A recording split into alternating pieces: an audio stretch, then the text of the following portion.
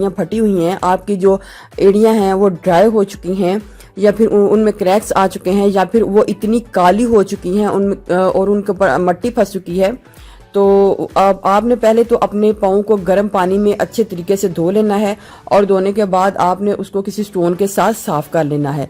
तो साफ करने के बाद आपने इस क्रीम को अप्लाई करना है, और मैं ये जो क्रीम बनाने जा रही हूँ ये बहुत ही अच्छी है। आपने इसको रात के टाइम अपनी हील के ऊपर इसको लगाना है, और फिर आपने इसको सॉक्स पहन के सो जाना है और ओवरनाइट के लिए छोड़ देना है।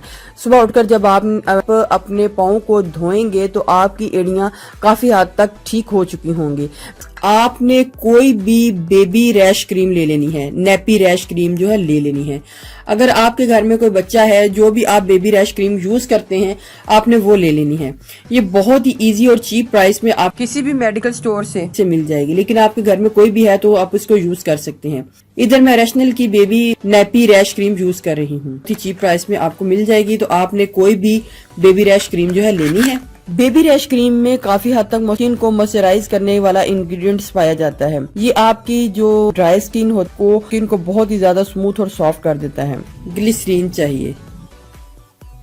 इसके बाद आपने घर में कोई भी मॉइस्चराइजिंग क्रीम या लोशन ले लेना है। इधर मैं डव सिल्की लोशन ले रही हूँ, आप इसकी जगह कोई भी क्रीम ले सकते हैं, कोई पॉन्ड्स ले सकते हैं, वैसलीन ले सकते हैं, या फिर कोई भी आप जो मॉइस्चराइजिंग क्रीम घर में आम यूज करते हैं आपने वो ले लेनी है। क्रीम लेनी है और उसको इसका मेजरमेंट करके इसको आपने एक कंटेनर में डाल लेना है।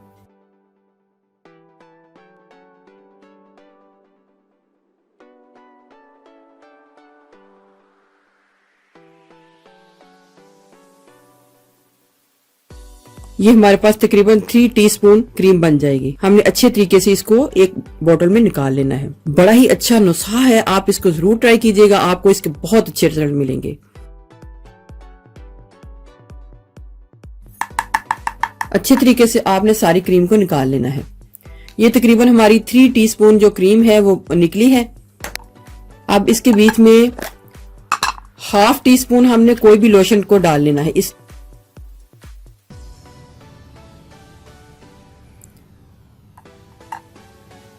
ये भी आपकी अपनी चॉइस पे है, आप इसमें कम या ज्यादा डाल सकते हैं। ग्लिसरीन को मिक्स करना है। 3 ही टीस्पून आपने ग्लिसरीन को डाल लेना है।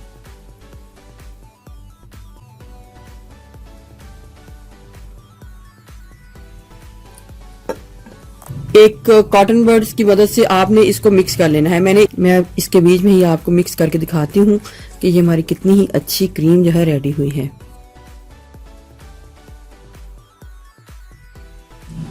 ये है हमारी बहुत ही जबरदस्त फटी एड़ियों की क्रीम। क्रैक हील को क्रीम को किस तरीके से लगाना है, आपने इसको लेना है और अपनी जो हील है उधर आपने इसको मसाज करना है।